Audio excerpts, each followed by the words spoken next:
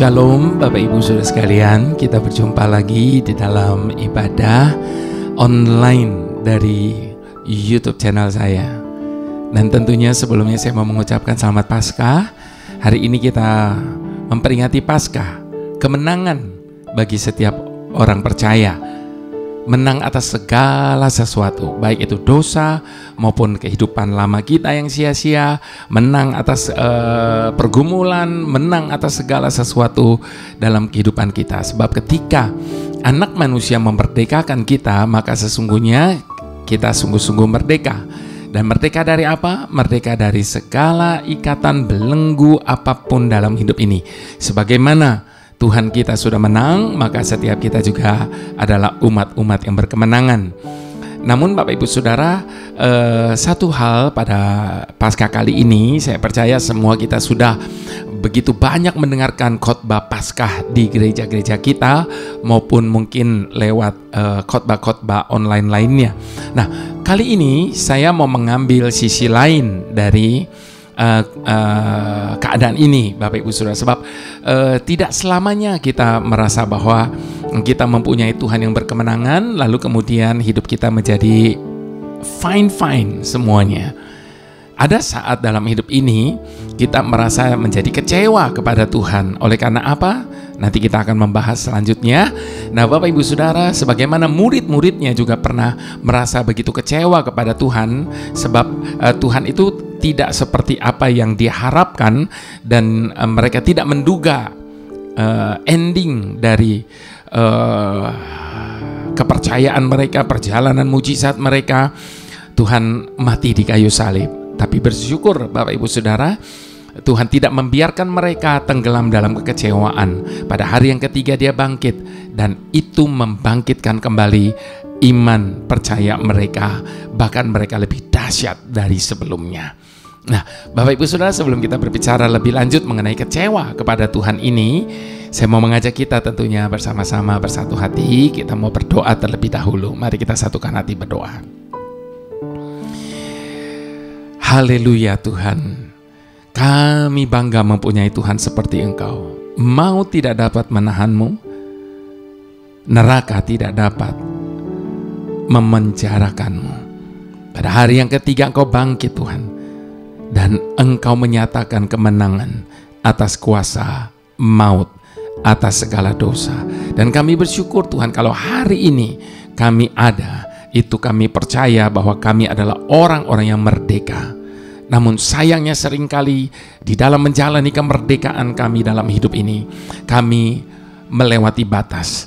Kami melupakan batas-batasan yang harus kami jalani dan kami alami dalam kehidupan ini. Sehingga seringkali Tuhan, kami merasa kami berkuasa dan berhak atas kehidupan kami ini. Padahal Engkau sudah membeli kami dengan harga yang begitu mahal, dan Engkau sudah melunas bayar semuanya.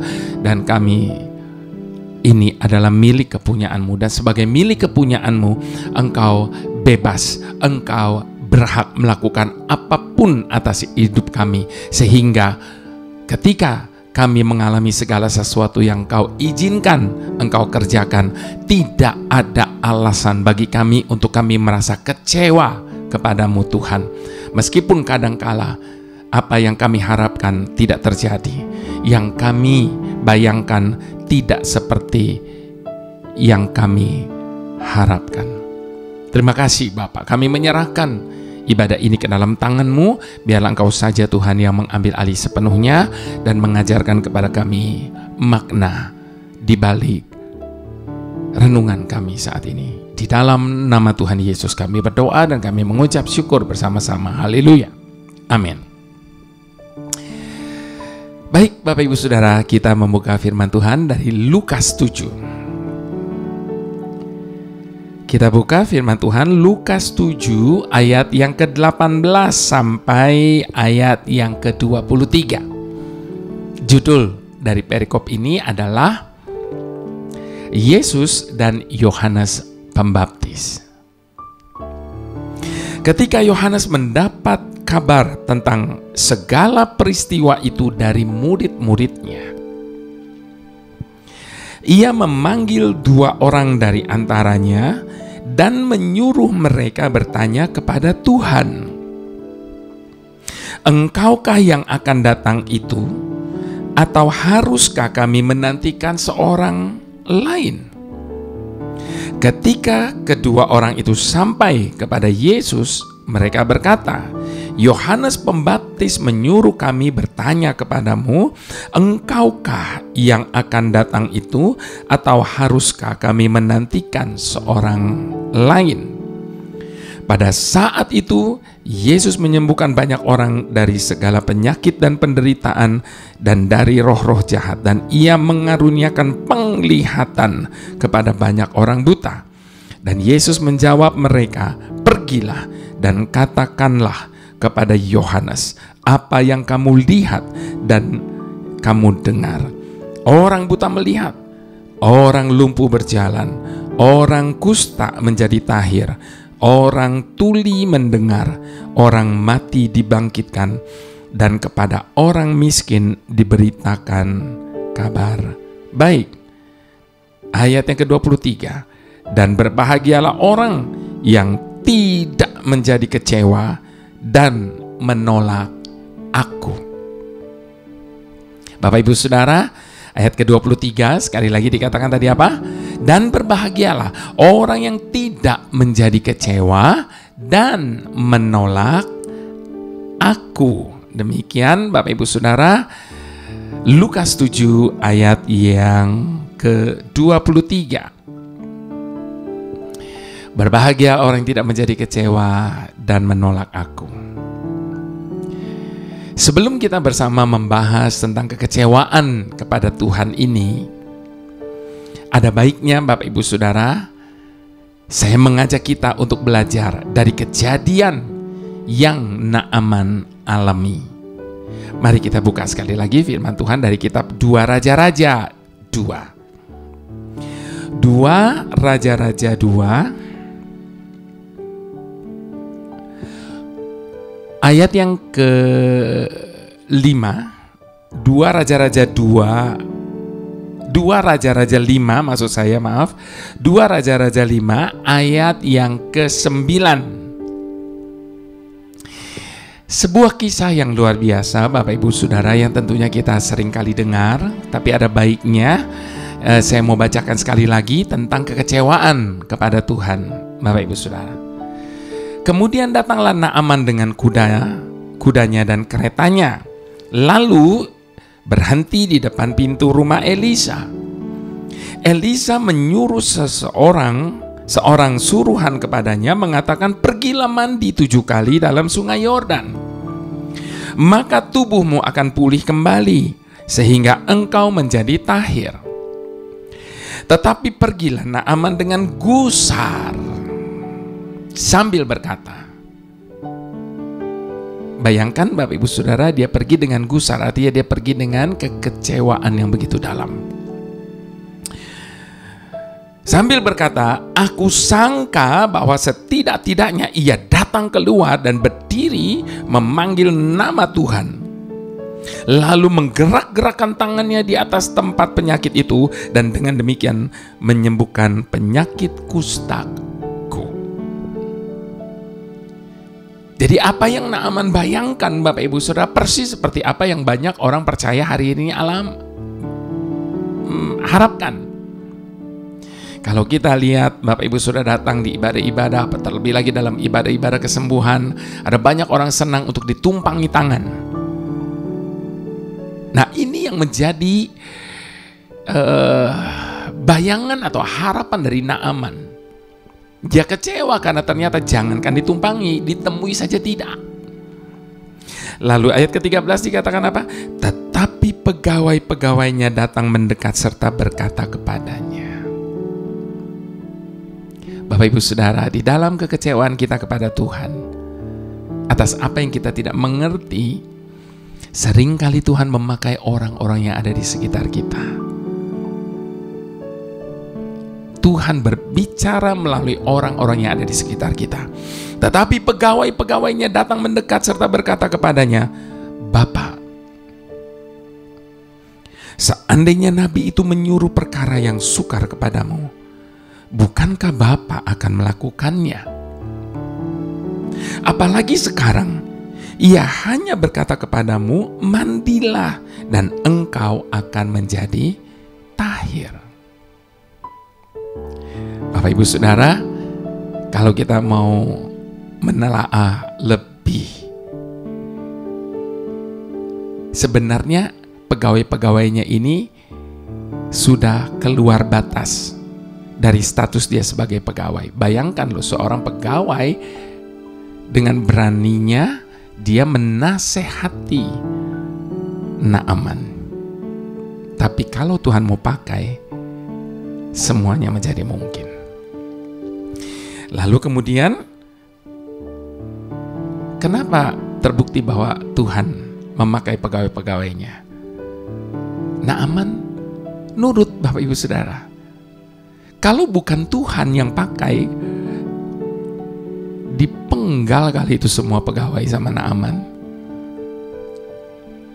Tapi karena Tuhan yang memakai pegawai-pegawainya untuk berbicara kepada dia, maka Naaman nurut, Bapak Ibu Saudara, apa yang dikatakan oleh pegawainya. Bayangkan, Naaman merendahkan diri, gengsinya, menerima usulan, nasihat, apapun yang dipikirkan oleh pegawainya. Maka turunlah ia membenamkan dirinya 7 kali dalam sungai Yordan, sesuai dengan perkataan abdi Tuhan itu. Lalu pulihlah tubuhnya kembali seperti tubuh seorang anak, dan ia menjadi tahir. Kemudian kembalilah ia dengan seluruh pasukannya kepada abdi Tuhan itu.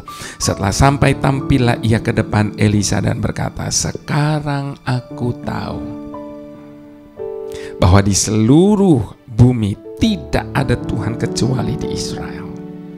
Karena itu terimalah kiranya suatu pemberian dari hamba-Mu ini.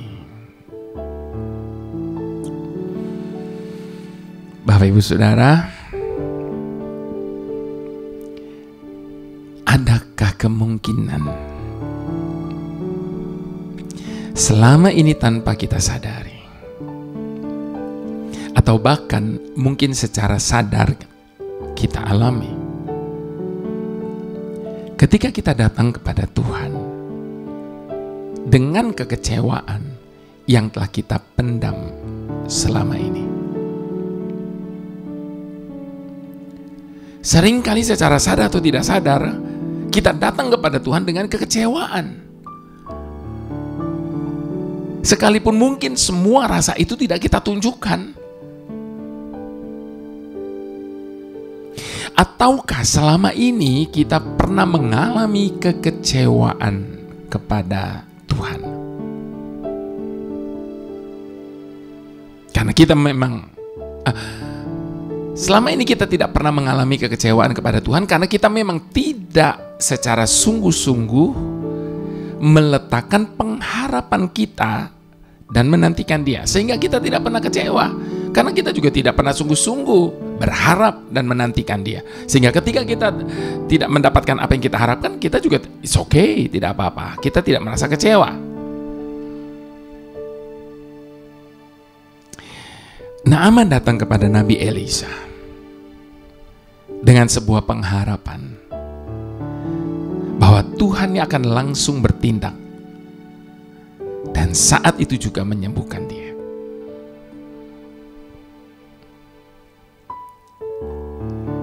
Naaman datang dengan sebuah pengharapan Nabi Elisa akan datang menemui dia karena dia adalah orang terhormat.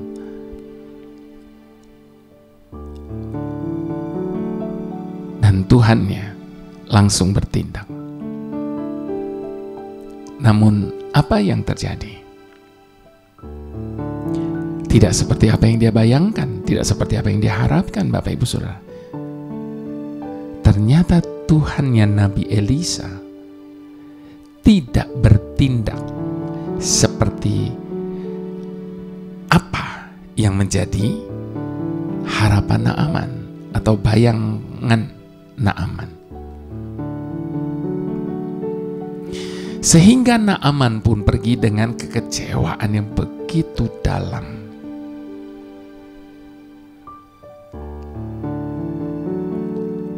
Itu sebabnya Bapak Ibu Saudara, ketika kita berharap dengan sungguh-sungguh lalu apa yang terjadi dan tidak sesuai dengan apa yang kita harapkan, tentu kita akan menjadi kecewa.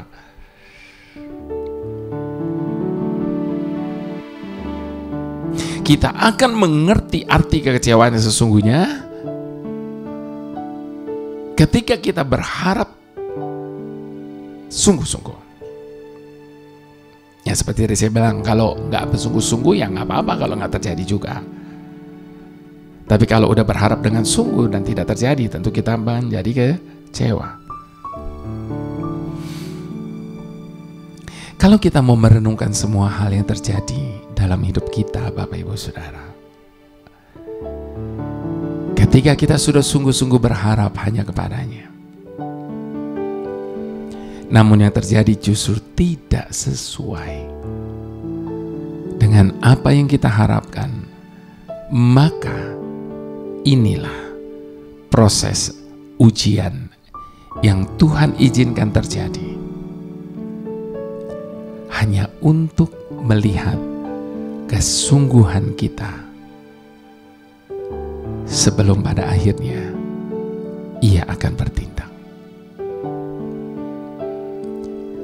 Jadi tujuannya adalah Tuhan ingin melihat kesungguhan kita. Dan setelah melihat kesungguhan kita, maka Dia pasti akan bertindak, Bapak Ibu Saudara.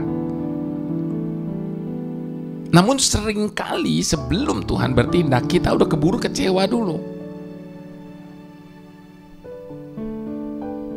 Itu sebabnya Tuhan mengizinkan terjadinya halangan.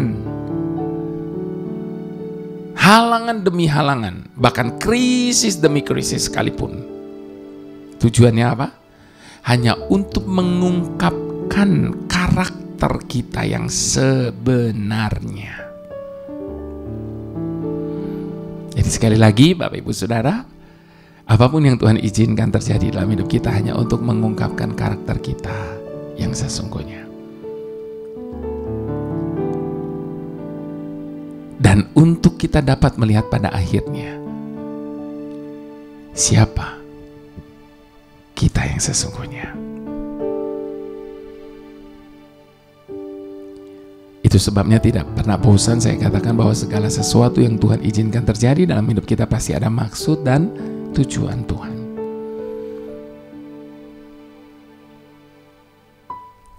Jadi Bapak Ibu Saudara, untuk dapat menemuinya, maka ada yang harus kita buang dan lepaskan. Apakah itu budaya kita yang mengikat?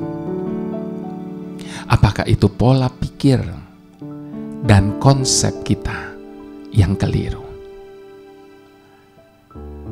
Apakah itu jawaban doa yang kita harapkan? Sehingga ketika kita harus melepaskan semua ikatan yang membelenggu hidup kita,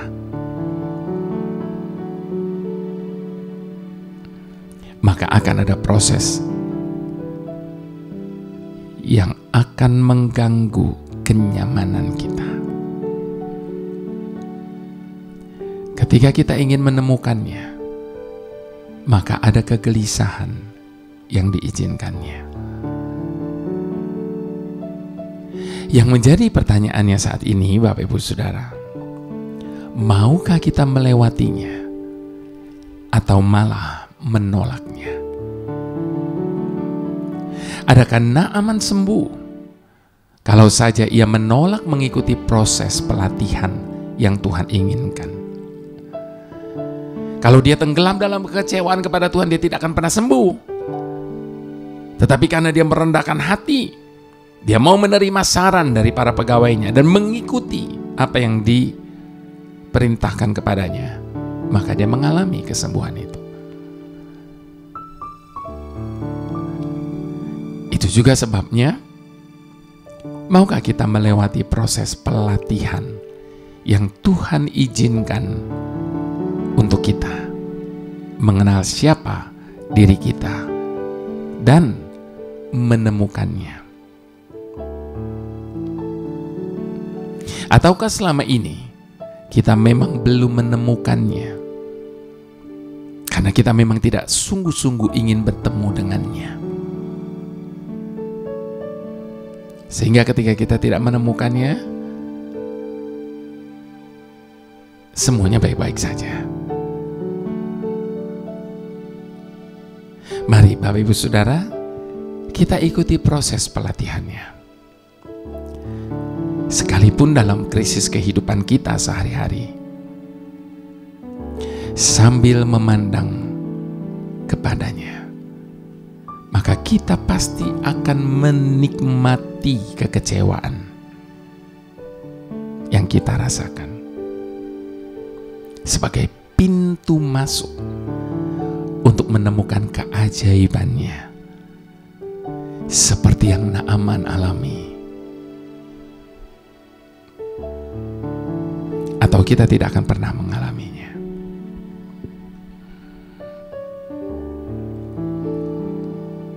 Hanya dekat padamu, rasa tenang hatiku, kau sertai jalanku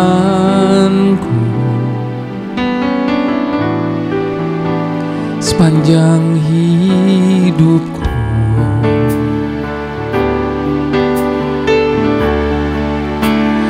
Hanya dekat padamu ada kekuatan baru, kaulah perlindunganku, keselamatanku.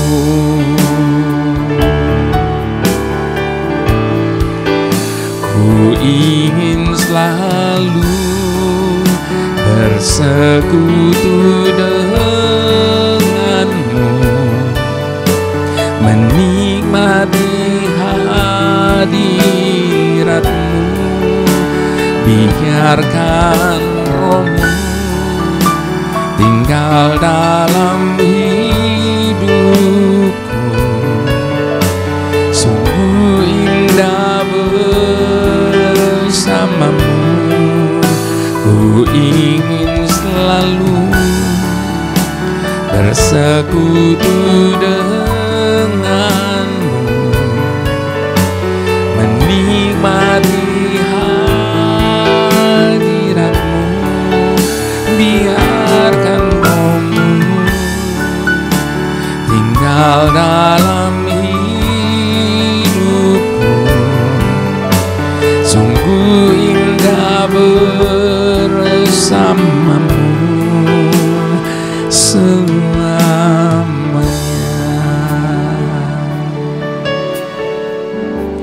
Apa tujuan dari Bapa mengutus anaknya yang tunggal itu untuk menjadi juru selamat bagi kita, menebus segala dosa-dosa kita, supaya persekutuan kita dengan Bapa yang sudah terputus itu bisa kembali pulih. Itu sebabnya ketika Tuhan Yesus saat dia menyerahkan nyawanya dan berkata, sudah selesai, ke dalam tanganmu kuserahkan nyawaku, maka saat itu juga tirai di bait Bapa itu terbelah menjadi dua. Tirai di bait Tuhan itu terbelah menjadi dua. Artinya apa? Sekarang kita dapat bersekutu kembali dengan Tuhan. Dan pada waktu kita tinggal dekat dengan Tuhan, maka setiap kekecewaan apapun yang kita alami dan kita rasakan dalam hidup ini, kita tetap bisa menikmati rasa itu. Sebab Dia akan selalu memberikan kekuatan baru kepada setiap kita. Terlebih lagi ketika rohnya tinggal di dalam diri kita. tidak ada yang lebih indah selain hidup bersama dengan Dia.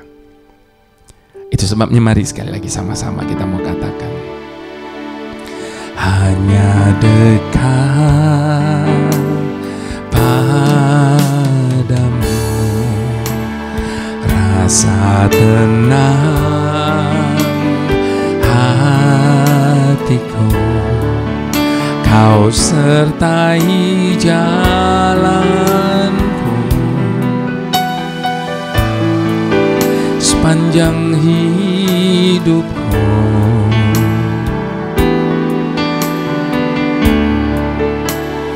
Hanya dekat padamu ada kekuatan baru, Kaulah perlindunganku, keselamatanku.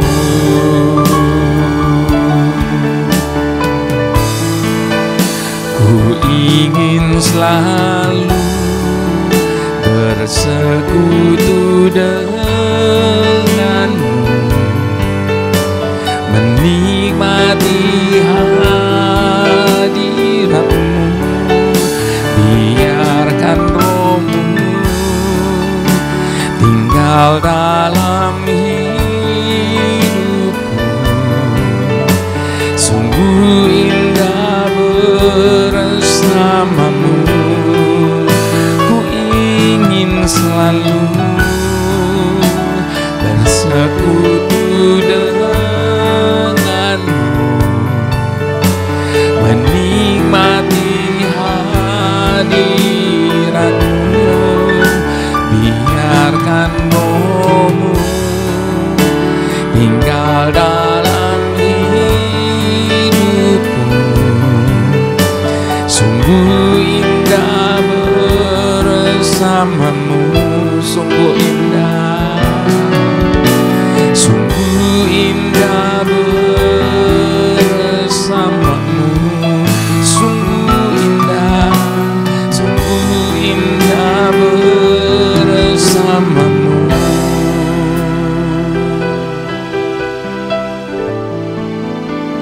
Selamanya.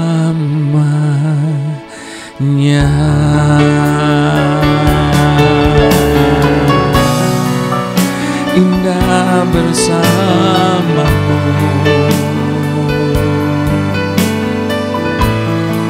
menikmatimu, tinggal di baitmu, bersekutu denganmu. Itulah kerinduan kami ya Bapa, mendekat hanya kepadamu. Ada kekuatan baru,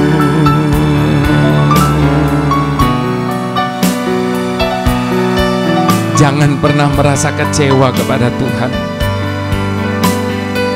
Sebab kalau kita mau jujur, tidak akan pernah kita temukan satupun alasan untuk kita bisa kecewa. Oleh karena kasih-Nya yang begitu besar, Dia memberikan hidupnya, nyawanya bagi setiap kita. Masih kurangkah apa yang Dia sudah nyatakan bagi kita? Masih kurang ke pembuktian tentang kasih-Nya atas hidup kita, sehingga kita merasa perlu kecewa kepada Dia. Itu sebabnya buang semua kekecewaan kita. Dia telah bangkit, maka ada pengharapan bagi setiap kita, sehingga kita tidak perlu kecewa lagi. Apapun yang tengah kita alami, apapun yang tengah kita rasakan hari ini, percayalah, kasih-Nya menutupi segala sesuatu, termasuk kekecewaan yang ada dalam hati kita hari ini.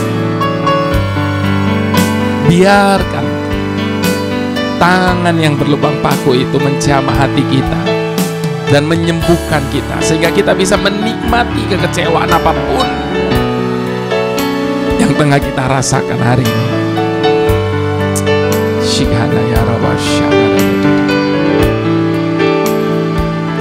Haleluya, haleluya Bapa. Bapa sumber segala anugerah, sungguh merupakan satu-satunya alasan mengapa kami ada saat ini.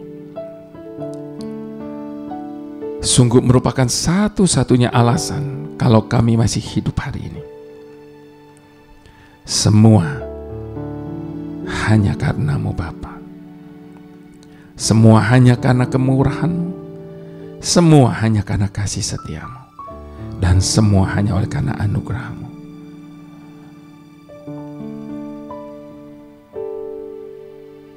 Masih patutkah kami merasa kecewa dalam hidup ini? Saat ini kami akui di hadapan-Mu betapa ringkihnya kekuatan kami. Engkau tahu betapa lemahnya kami ketika menghadapi godaan dan cobaan hidup ini, sehingga dengan mudah kami merasa kecewa. Namun demikian Engkau memenuhi hidup kami dengan berbagai hal, di mana setiap kali kami menyadarinya, maka hati kami limpah dengan syukur kepada-Mu Bapa. Itu sebabnya kami bergantung pada kekuatan-Mu, sebab kekuatan kami jauh daripada cukup untuk menghadapi segala yang ada di hadapan kami saat ini. Saat kami menghadapi rintangan dan halangan, hanya karena kuasa-Mu dan bukan oleh kekuatan yang ada di dalam kami, membuat kami dapat hidup tanpa rasa takut. Sebab kemenangan telah Kau berikan dan telah menggantikan semua kegagalan kami di masa lalu. Begitu juga semua kekecewaan kami. Saat ini kami bersyukur kepada-Mu Bapa atas segala tuntunan yang Kau berikan. Itu sebabnya inilah komitmen kami. Kami mau mengikuti kemanapun Kau memimpin kami. Terlebih lagi di saat kami merasakan tangan-Mu yang berlubang paku ada pada pundak kami. Terima kasih Bapa, karena di dalam-Mu kami menemukan perkataan-Mu, hikmat-Mu, dan tuntunan-Mu yang sempurna, sehingga kami tidak perlu lagi merasa kecewa. Terima kasih. Mari Bapak Ibu Saudara, dengan hormat kita mau angkat kedua tangan kita di hadapan Bapa Surgawi yang selalu memberkati kita dengan berkat yang terbaik di dalam putranya Tuhan Yesus Kristus, yang telah menebus segala dosa kita, yang melimpahi kita dengan kasih yang tanpa batas, dan di dalam persekutuan dengan Roh Kudus yang selalu menyertai menghibur kita dan menambahkan kekuatan bagi kita. Haleluya. Kami terima berkat yang terbaik daripada-Mu Bapa dengan ucapan syukur hanya di dalam nama Tuhan Yesus. Mari semua kita yang diberkati sama-sama katakan amin.